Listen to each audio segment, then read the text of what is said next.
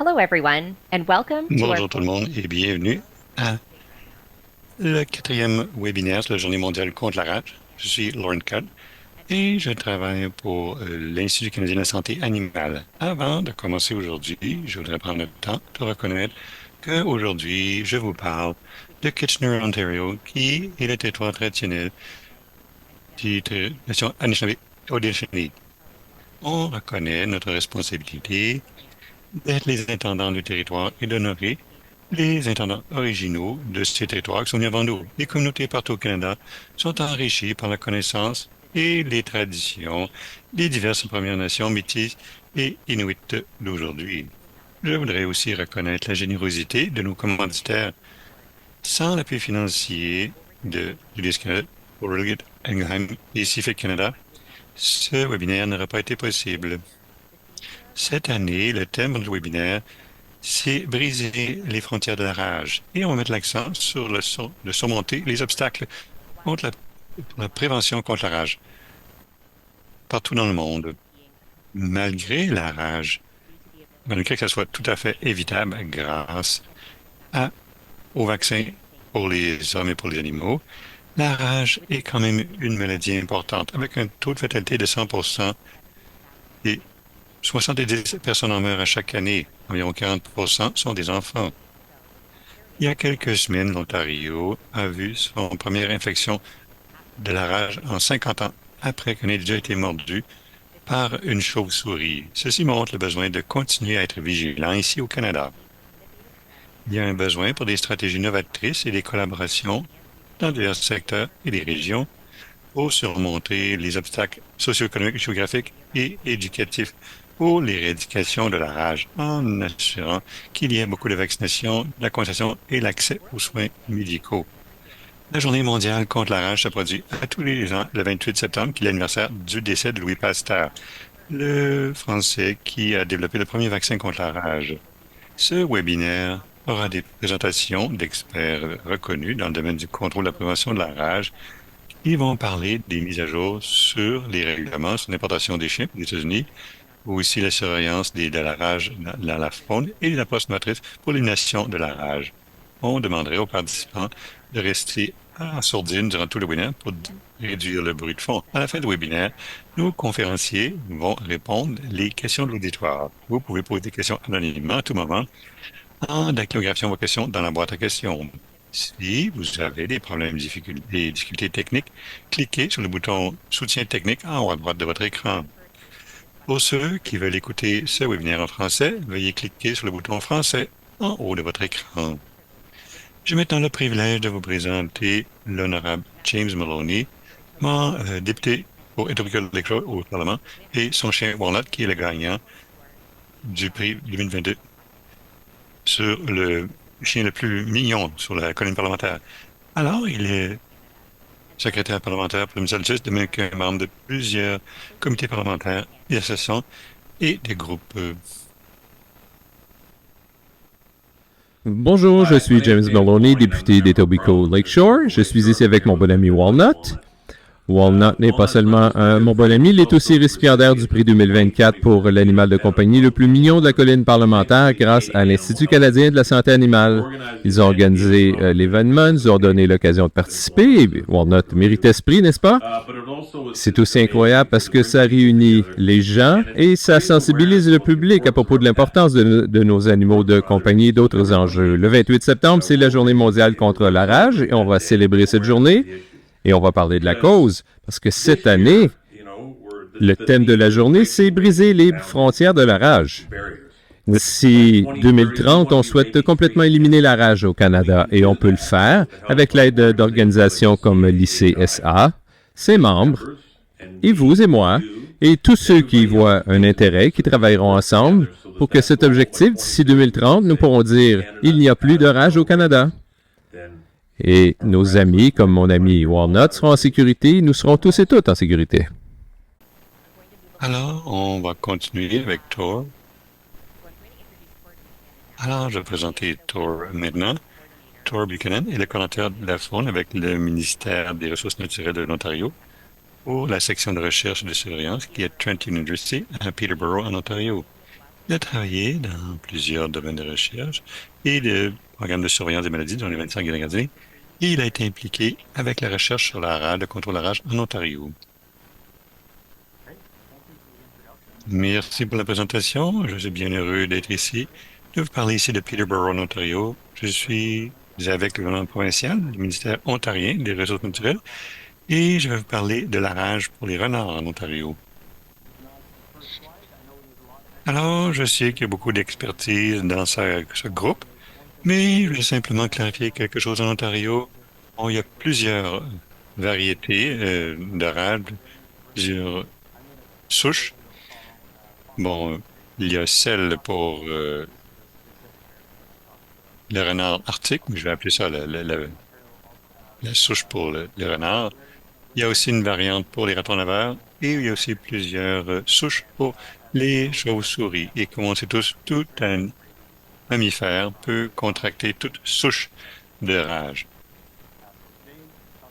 Alors aujourd'hui, on va parler de la version de la souche de la rage pour le renard de l'Arctique.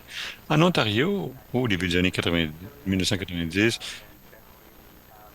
en général, il y avait jusqu'à 75 cas par année chez les chiens, surtout. Maintenant, en 1926 et 1946, il y a, bon, une poignée de cas.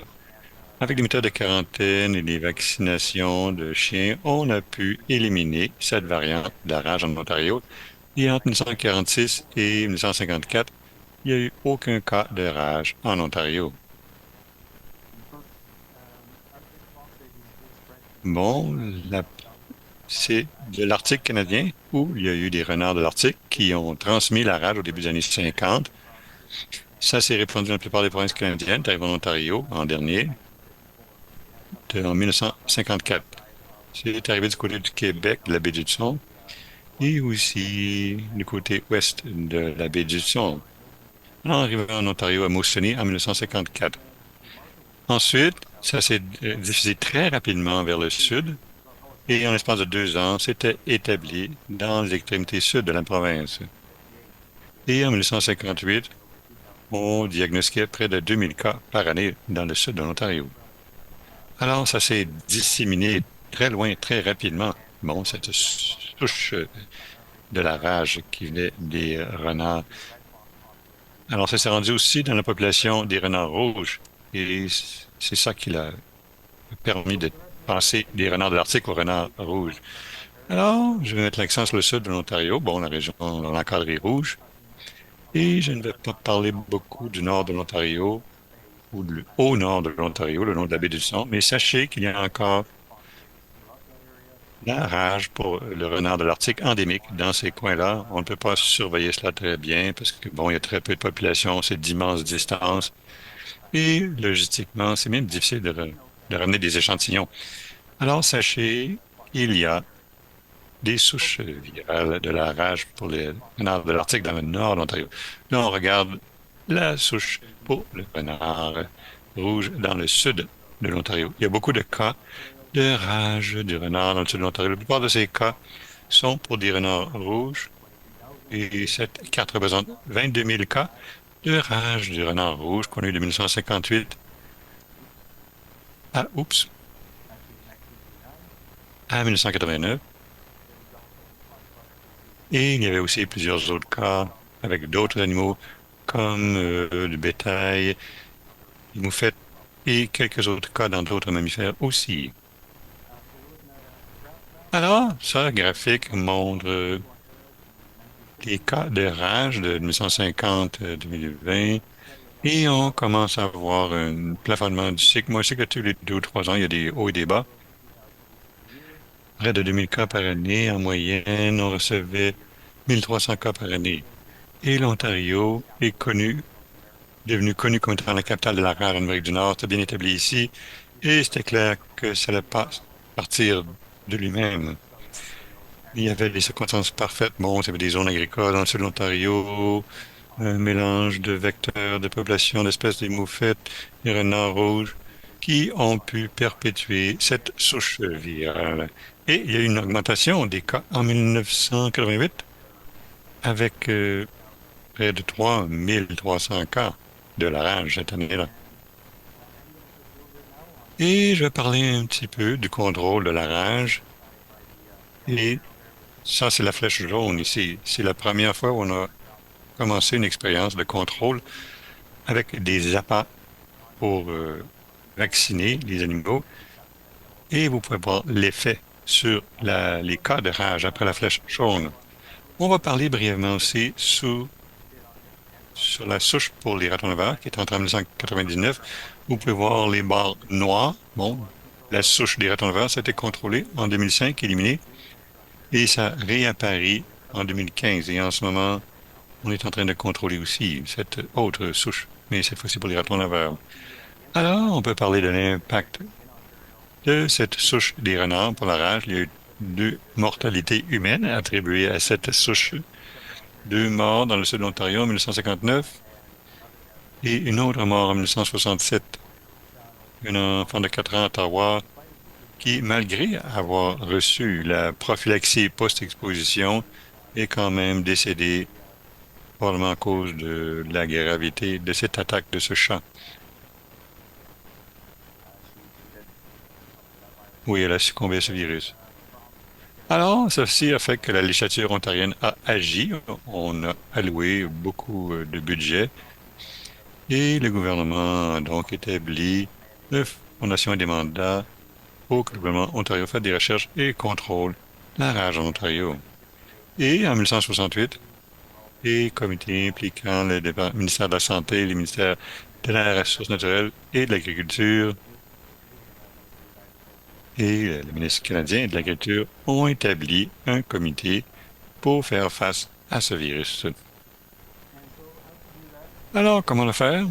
On a pris l'expertise des autres juridictions, des États-Unis et de l'Europe, qui déjà contrôlaient la rage dans la faune, et aussi l'OMS, les recommandations. La meilleure méthode, selon eux, c'était la vaccination des animaux sauvages avec la vaccination orale. Alors, il y a un processus très complexe pour établir un programme pour faire ceci. Il faut développer un vaccin efficace qui va être pris oralement par la faune. On ne peut pas vraiment attraper ces animaux-là sauvages pour les vacciner intramusculairement. Il a fallu qu'on développe des vaccins qui étaient efficaces et qui résistaient aux conditions de l'extérieur et développer un appât qui contiendrait ce vaccin qui serait attirant pour les espèces qu'on voulait vacciner. Et il a fallu qu'on fasse beaucoup de recherches comment distribuer ces appâts sur des grands espaces en Ontario. Il a fallu qu'on fasse des recherches sur la biologie de ces animaux, comme les moufettes, les renards, c'est qu'on ait la bonne densité des appâts au bon moment aussi. Et il a fallu qu'on développe, qu'on fabrique ces appâts des millions par année.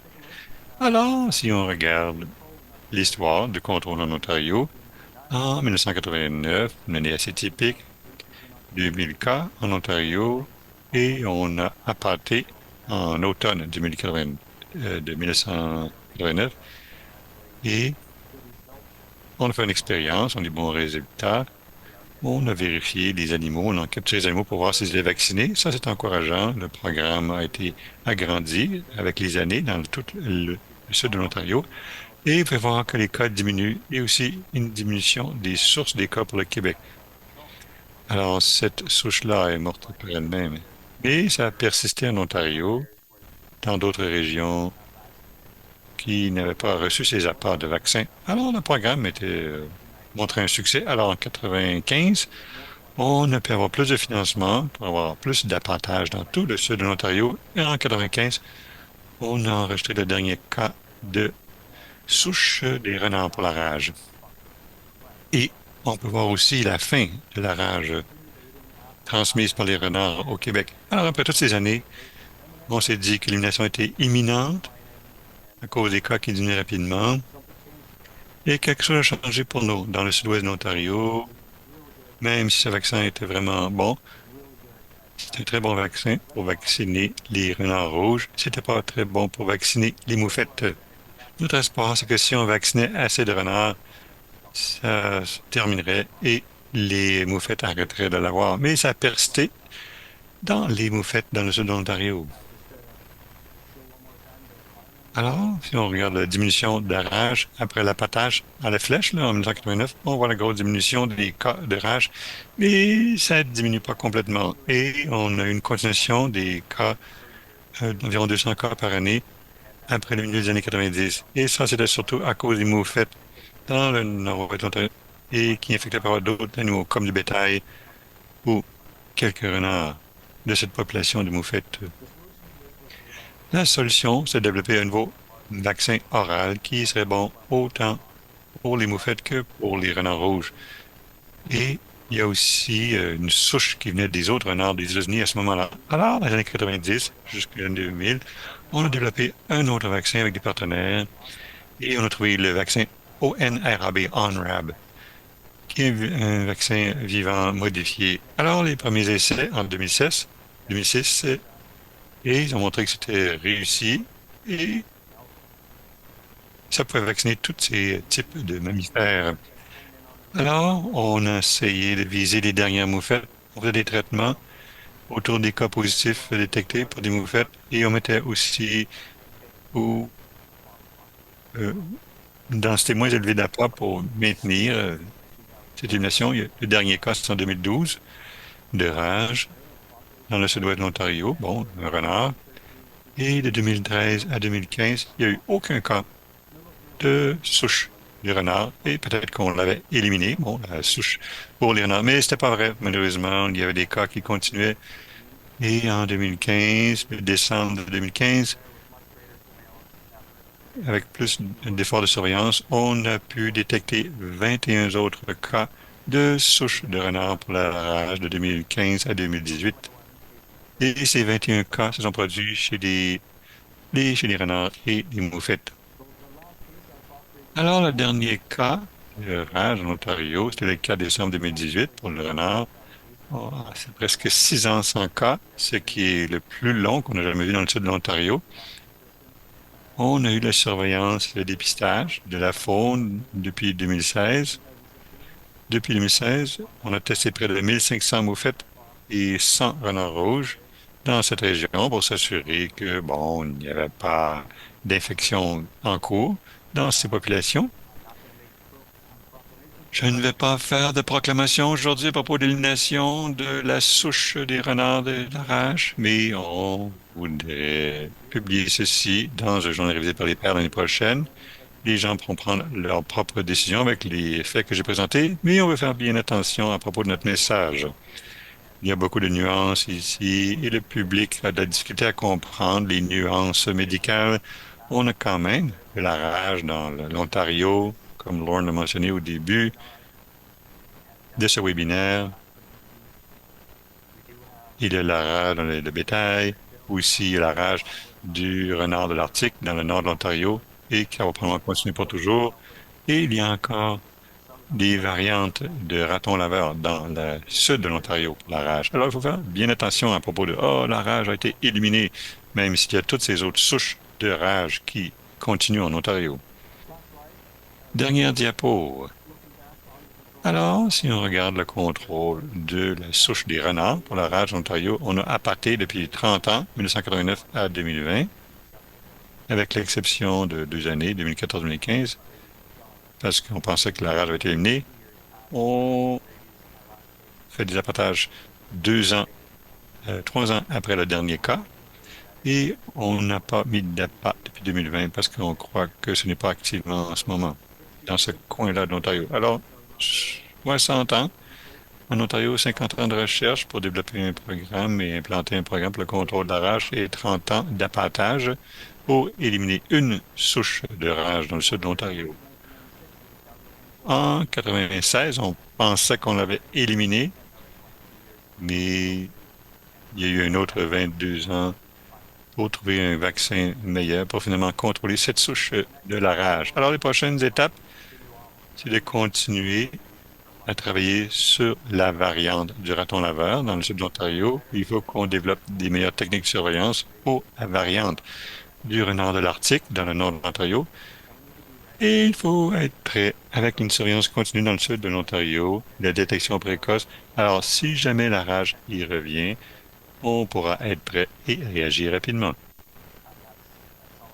Et c'est tout ce que j'avais pour vous aujourd'hui. Et merci pour votre attention. Et je vais être là à la fin pour répondre à vos questions. Merci, Lauren.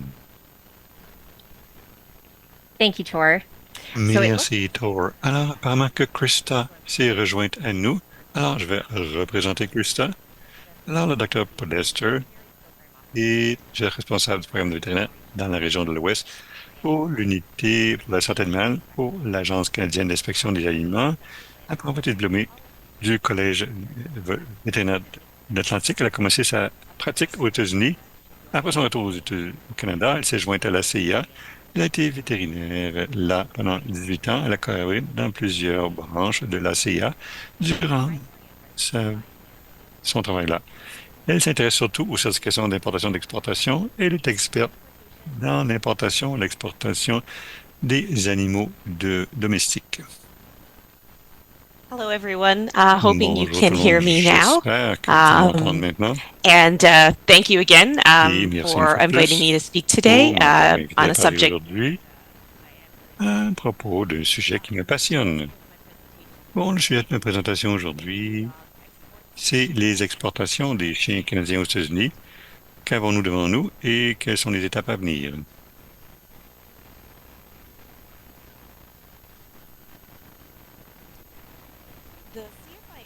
Alors, l'Agence canadienne d'inspection des aliments est un agent de réglementation avec le mandat de protéger la santé des animaux domestiques au Canada. On le fait par l'implantation de nos plusieurs programmes de santé animale, incluant le contrôle des maladies, l'identification des animaux, transport humanitaire et le mouvement des animaux transfrontaliers.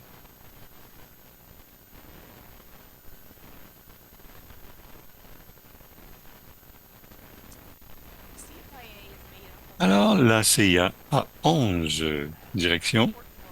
Chacune joue un rôle important dans le programme de santé animale. J'en souligne deux directions ici.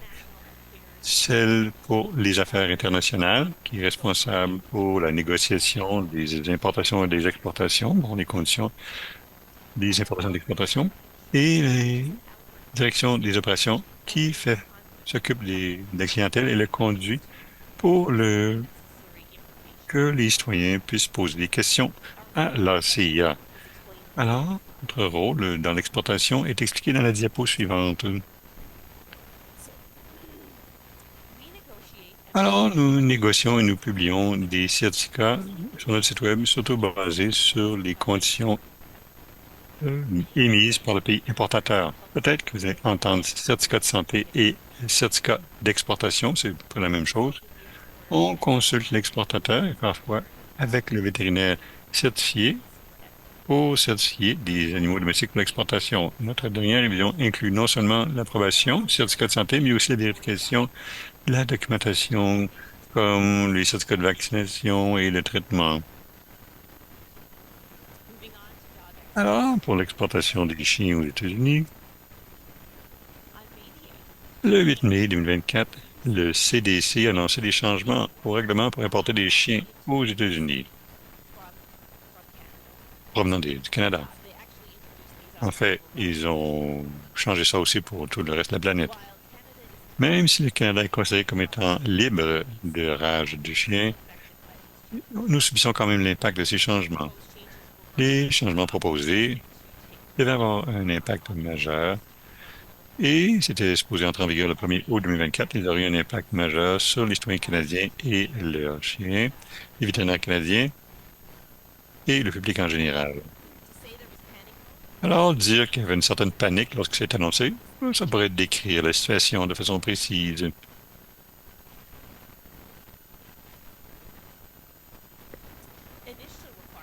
Alors, les exigences initiales, c'était que les animaux devaient avoir 6 mois ou plus d'âge, avoir une micropuce, être libre de maladies infectieuses ou contagieuses, la certification par le vétérinaire certifié, et ensuite l'approbation par l'ACIA, en plus d'avoir un formulaire pour l'importation de chiens de CDC. Toutefois, comme vous allez voir, ça a changé.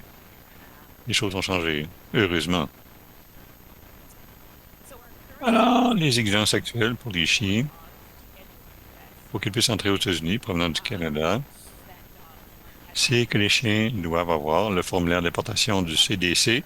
Les chiens doivent sembler en santé en arrivant. Les chiens doivent avoir au moins 6 mois d'âge et ils doivent avoir une micropuce qui peut être détectée par un scanner universel.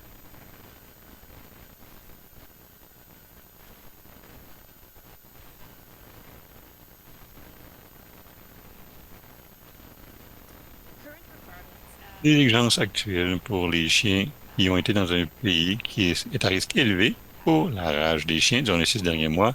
À ce stade-ci, les chiens qui viennent du Canada, qui ont aussi été dans un pays qui sont à risque élevé pour la rage des chiens, ne sont pas admissibles pour entrer aux États-Unis directement du Canada.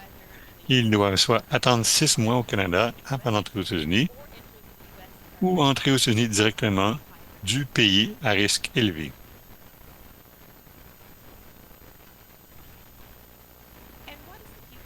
Alors, de quoi a l'air l'avenir? Bonne question. On n'est pas exactement sûr. On continue de garder les canaux de communication ouverts avec le CDC. On espère que tout autre changement proposé vont donner le temps aux propriétaires canadiens de se préparer et de prévoir pour lorsqu'ils voyagent aux États-Unis avec leurs chiens. On encourage le public de visiter notre site web pour l'information la plus récente qui contient aussi un hyperlien pour le site web du CDC. Mais d'ici là, que peut-on faire? Il est recommandé de s'assurer que les chiens aient une micropuce et que la micropuce apparaisse sur les archives vétérinaires et que le vétérinaire scanne chaque chien qui arrive dans la clinique. Les archives devraient être obtenues qui aient au moins 6 mois à 1 an d'histoire avant la date de voyage. Et aussi la vaccination contre la rage. Et pourquoi la vaccination contre la rage? Malgré le fait que la vaccination de la rage n'est pas une exigence actuelle par le CDC pour entrer aux États-Unis, c'est une exigence pour la plupart des États. Alors, moi, j'habite dans l'Ouest, à Calgary, en Alberta, et je sais qu'autant le Montana que Washington, qui ont une frontière avec l'Alberta et la Colombie-Britannique, ces 2 États exigent le vaccin contre la rage. L'information est disponible sur le site web de l'USDA. Bien sûr, on a entendu que la rage, le vaccin contre la rage, c'est bon pour la santé du public, ça protège l'animal domestique et sa famille, mais c'est aussi important de se souvenir que le vaccin contre la rage est exigé pour entrer au Canada. Dans les animaux qui vont aux États-Unis et qui viennent du Canada avec leur propriétaire et qui veulent revenir, exigent le vaccin contre la rage pour revenir au Canada. Et maintenant, quelques diapos pour décrire un peu le rôle du Canada pour les chiens qui entrent au Canada provenant de pays à risque élevé pour la rage, la source de la rage pour les chiens. Alors, les animaux commerciaux de plus de 8 ans d'âge, 8 mois d'âge, pardon, sont interdits. Ça a été annoncé en 2022.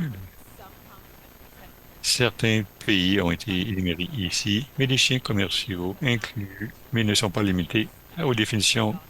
Alors, des chiens pour la revente, pour l'adoption, pour la reproduction, pour les spectacles, pour la recherche, et il y a d'autres définitions qui composent cette définition de chiens commerciaux. Et quelles sont les étapes à venir? Mais la CIA continue d'explorer des options pour fortifier ses exigences d'importation pour se protéger contre les risques de chiens provenant de pays qui sont à risque élevé pour la rage canine.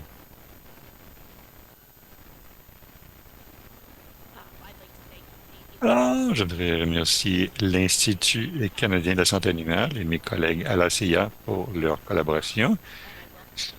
Et il me va plaisir de répondre à vos questions à la fin de la prochaine conférence. Merci.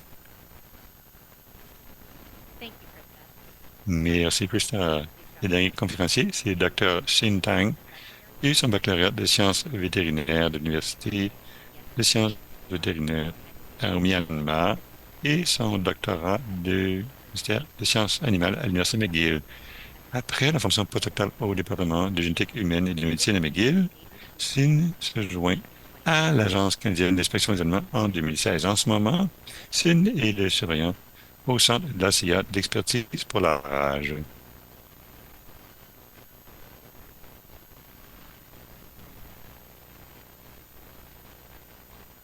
Go ahead, Sin, you're muted.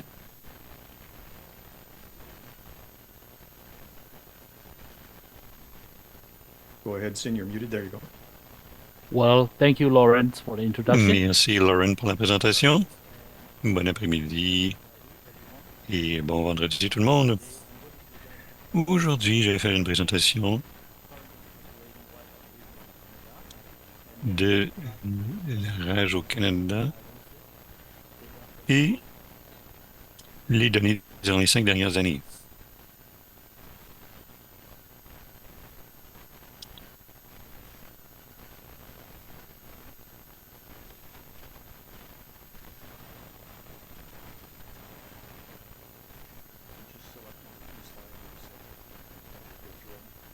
Okay. Can you?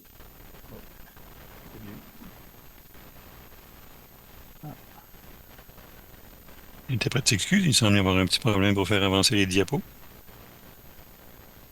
Lauren, if you could just maybe mention that he's having a problem with his PowerPoint, would it just be a moment? Okay. Can you share my slides? Yeah, we've got your slides. You just advance to the next slide. So that Okay. Okay. so we know where you are. Okay. Your slides look good for the viewers. Change with the setting.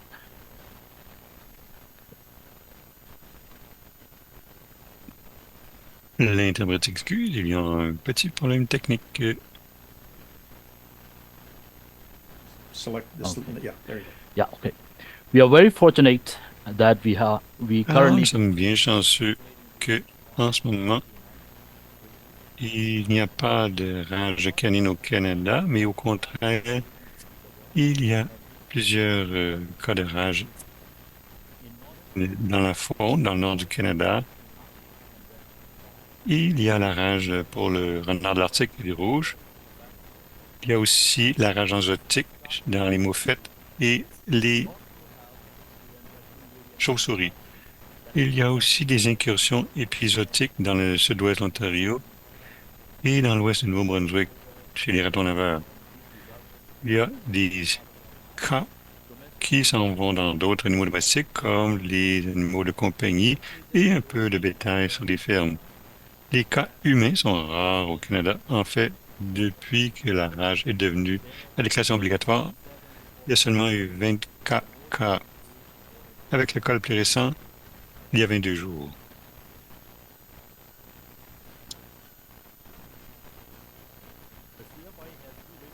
La CIA a deux centres de diagnostic. Il y en a un à Ottawa, en Ontario.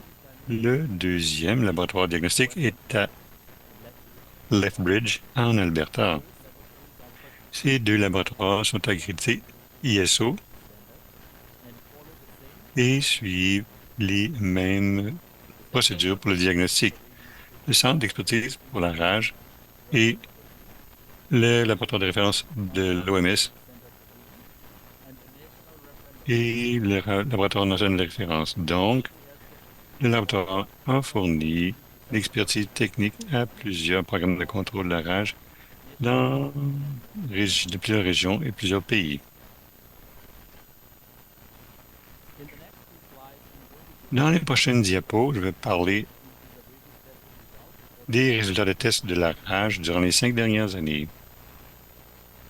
Alors, les soumissions pour les tests de la rage au laboratoire de la CIA de 2019 à 2023, on a testé un total de 13 394 échantillons animaux, 574 ou 4,3% ont été positifs. On a aussi testé 24 échantillons provenant des êtres humains, un qui est devenu positif. Parmi les échantillons provenant d'animaux domestiques, bon, on peut voir en bas à gauche, ça représente la majorité des soumissions avec 75%, suivi par des ratons laveurs 8,4%, moufettes 6,3%, autres 4,3%, bétail et renard 1,3%. Toutefois, les espèces pour les cas, c'est environ 91% des cas étaient dans la faune. Alors, moufette, 18%, chauve-souris, 57%, raton laveur, 5%, etc. Dans les prochaines diapos, je vais présenter les données pour la souche des chauves-souris au Canada. Alors, la souche pour la chauve-souris, la rage, l'Ontario a eu la majorité des cas. Cette variante a été dans d'autres espèces aussi. Alors, l'animal le plus infecté par la souche des chauves-souris, à part les chauves-souris, c'est la moufette. Malheureusement, il y a eu 2 cas aux humains en 2019 et récemment en 2024.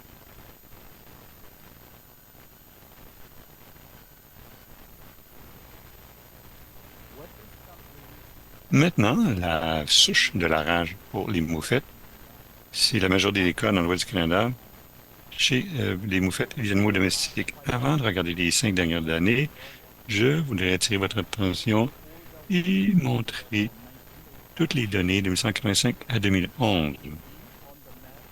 Comme on le voit sur la carte située en bas à gauche, en 2011, il y avait encore plusieurs cas de la souche pour la moufette. Toutefois, cette tendance s'est modifiée dans les dernières années. Sur les 5 dernières années, le Manitoba est là où il y en a le plus pour la souche de la moufette avec 20 cas en 2021. Cette variante a causé plusieurs cas chez les animaux domestiques et bétail en 2020-2021.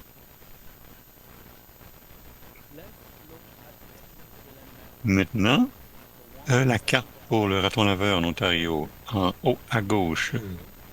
On voit la carte et en Ontario, tel que mentionné par le conférencier qui m'a précédé, on a remarqué que tous les cas indiqués par les bulles en mauve sont dans la même région, de la région du Niagara. Contrairement aux années précédentes, où les cas de raton laveur indiqués dans les points plus sombres étaient partout dans la région de Hamilton. Maintenant, regardons les cas au Nouveau-Brunswick. Bon, la carte à droite de la diapo. C'est important de remarquer qu'il y a aussi un changement d'emplacement géographique entre 2022 et 2023, comparativement à 2015. Comme on peut voir que les carrés rouges ou des cas étaient dans le sud-ouest, partout dans le sud-ouest du Nouveau-Brunswick. Mais en 2022-2023, tous les cas qu'on peut voir en jaune et en vert pâle ont été seulement dans la région du comté de Carleton. Les points rouges, sur la carte disposition géographique, représentent la détection de ratons laveurs en 2020 et 2023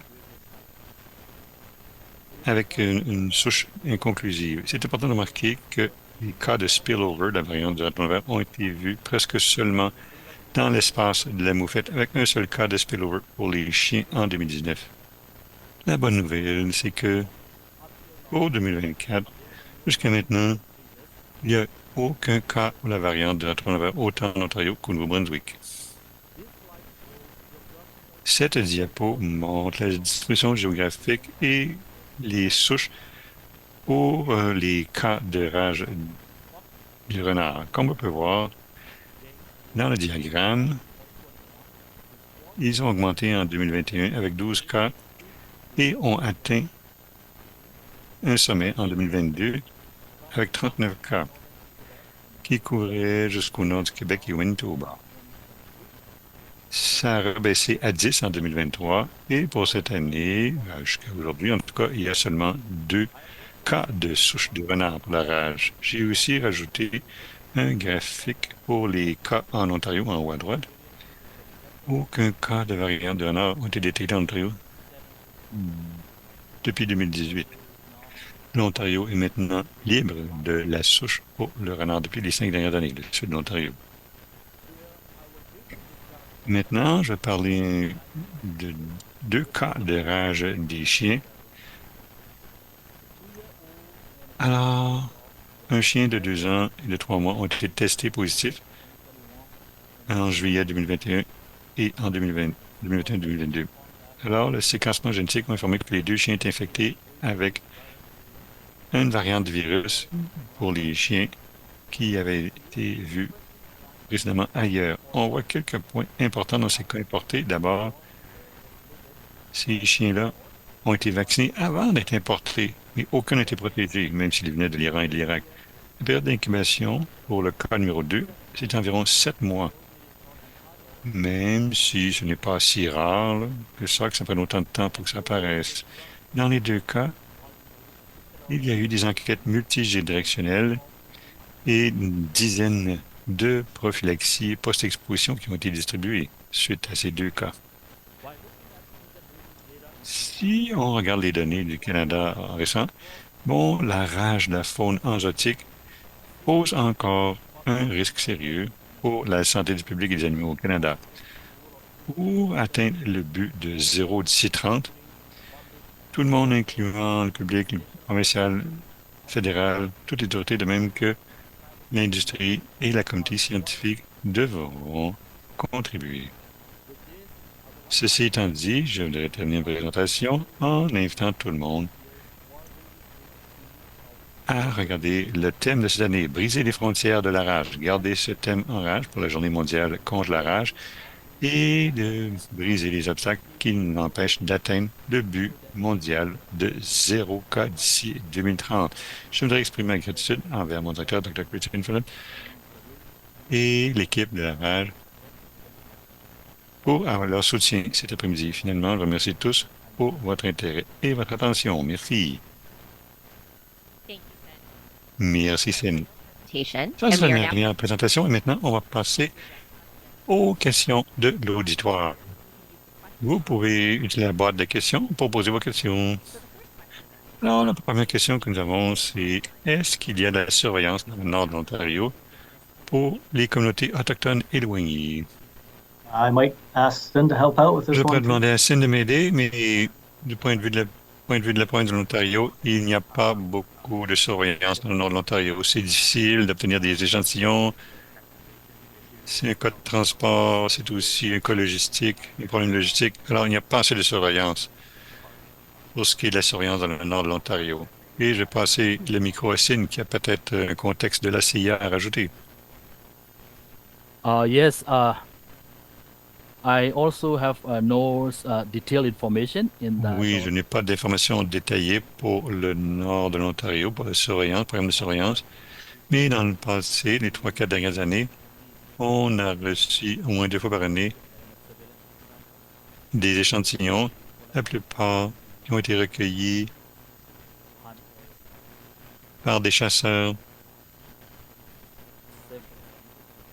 et soumis, l'équipe de la CIA. Alors, de cette façon,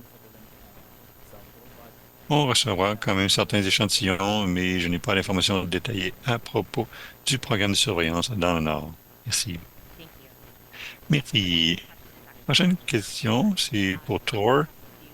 Ceci a un rapport avec la mortalité de la souche de la chauve-souris qui s'est produite en Ontario récemment.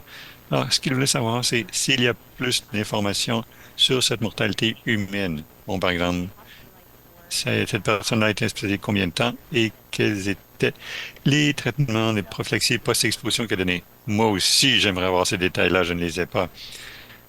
C'est, à cause de la confidentialité pour les patients, je n'ai pas ces détails-là. Et je crois que le ministre de la Santé de l'Ontario n'a pas encore publié ces détails non plus. Alors, malheureusement, je ne peux pas vous donner d'informations, je n'en ai pas. D'accord, pas de problème. Prochaine question, c'est, serait-il possible de donner des vaccins oraux dans une population de chiens dans les communautés autochtones éloignées, donc leur donner des vaccins oralement? Il y a un potentiel pour cela. Il y a eu des essais pour la sécurité, pour notre vaccin oral pour les chiens. Et ça a été essayé dans le sud-ouest des États-Unis, dans la nation de Navajo, avec des résultats prometteurs. Alors, il y a des problèmes techniques à contourner, pour la délivrance de licence, aussi pour les essais d'efficacité, mais le vaccin semble fonctionnel pour les populations canines. Et ça a déjà été circulé comme idée pour aider éliminer la rage de la chien. On différentes souches de la rage, autant pour les renards et les chiens. Alors, c'est une possibilité, certainement, oui, d'immuniser les chiens avec des appâts. Vaccin livré sous forme d'appât. Chris, prochaine question. Au début, c'était un commentaire à propos du fait qu'il y a 2 chiens qui ont eu la rage, qui ont été importés au Canada. Aussi, qui indiquait qu'on a une surpopulation au Canada. Et aussi, il pense qu'on a besoin d'une pause maintenant sur l'importation de chiens provenant de ces pays-là. Alors, la question est, pourquoi est-ce que le Canada prendrait le risque d'importer des chiens provenant de pays à risque élevé? Merci. Oui, comme j'ai dit dans ma présentation, on continue de chercher des façons d'être capable de fortifier nos contrôles d'importation pour des chiens, pour éviter la rage des chiens. La première étape qu'on a prise, c'est l'interdiction de chiens commerciaux.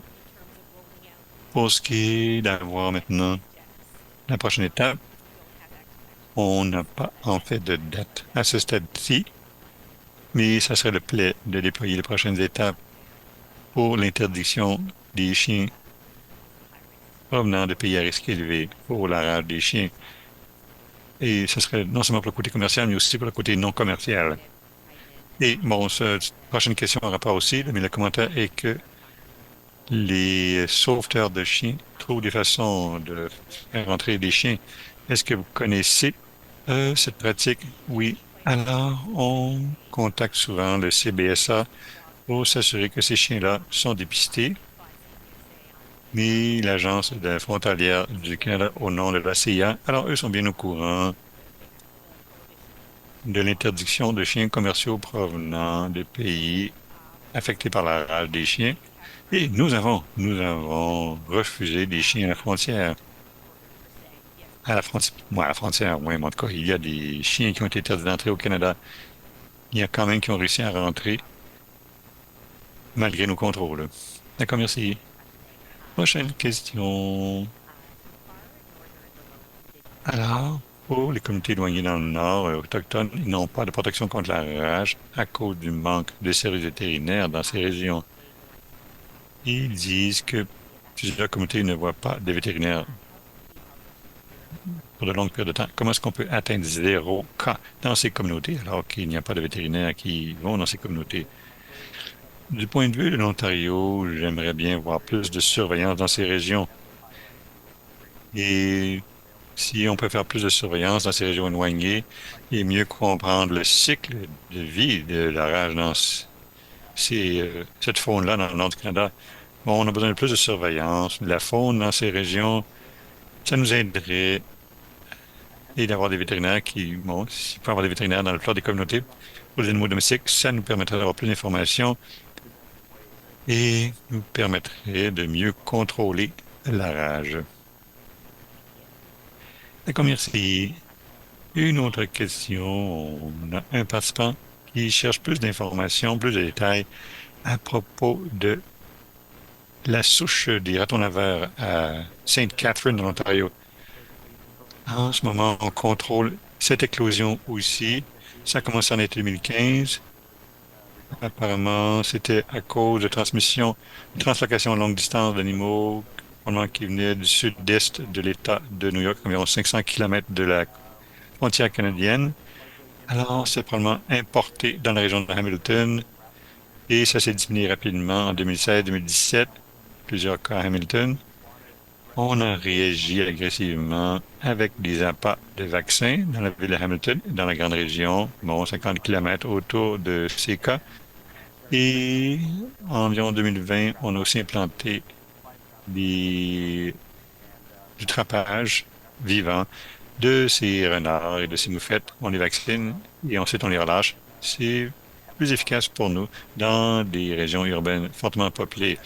Ça coûte cher, ça prend beaucoup de main-d'œuvre, mais la ville de Hamilton et maintenant la ville de Sainte-Catherine, ce programme semble bien aider pour vacciner la faune urbaine et on n'a pas eu de cas depuis juin 2023 de rage des ratons laveurs en Ontario. Alors en ce moment, on met l'accent sur continuer la vaccination à Sainte-Catherine et continuer à faire la surveillance pour s'assurer qu'on sache exactement où la rage se trouve et qu'on puisse implanter les contrôles appropriés. Merci. Prochaine question. Un participant devrait savoir s'il y a de la recherche qui est faite sur trouver un vaccin pour la souche de la rage pour les chauves-souris.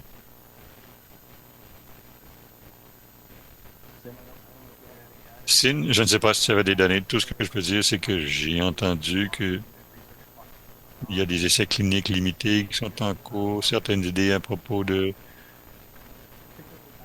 bon, surtout les populations de chauves-souris qui se réunissent dans des grandes cavernes. Y aurait-il une méthode d'expression de vaccin? Bon, peut-être que ça pourrait être distribué. Peut-être qu'on pourrait avoir un peu de vaccin qui pourrait être dégoûté sur les chauves-souris pour les vacciner. Le problème avec les chauves-souris, c'est qu'il y a plusieurs espèces de chauves-souris. Ils ont des styles de vie différents. Certains sont sédentaires, certains font des migrations, certaines espèces de chauves-souris, pardon, sont très, comment dire, grégaires et se réunissent dans des grandes colonies. C'est peut-être facile à vacciner versus des espèces de chauves-souris qui sont très solitaires, qui vivent seuls. Alors, ça va être beaucoup plus difficile de trouver comment vacciner ces types de chauves-souris-là. Mais vacciner les chauves-souris n'est pas si difficile que ça. C'est comment leur donner le vaccin. Ça existe des vaccins pour les chauves-souris, mais c'est comment leur transmettre le vaccin. Sid, as-tu des commentaires supplémentaires? Merci, Thor. J'ai un commentaire supplémentaire. Oui, je suis d'accord avec ce que Thor a dit, bien sûr. Le problème, c'est comment livrer le vaccin aux chauves-souris. C'est là où on a besoin des innovations pour briser les frontières, oui, c'est ça. Et une autre question ici.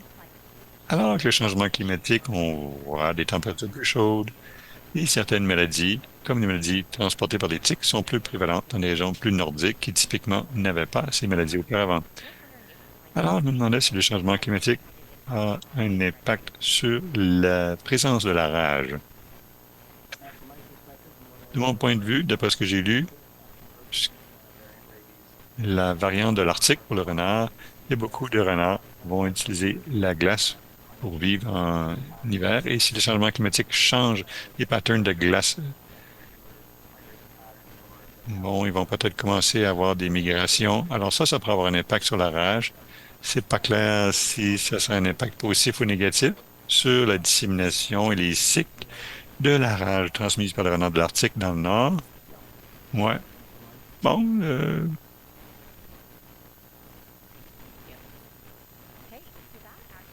alors, en fait, ça nous amène à la fin de la période de questions. Je suis bien content qu'on ait pu répondre à ces questions. Et on arrive aussi à la fin de notre webinaire. Alors, pour les gens, tout notre auditoire, le webinaire va être disponible sur YouTube et tous les gens inscrits vont recevoir les perliens. Je voudrais aussi remercier nos conférenciers, nos commanditaires et tous les gens qui ont pris le temps de se joindre à nous aujourd'hui. Merci beaucoup.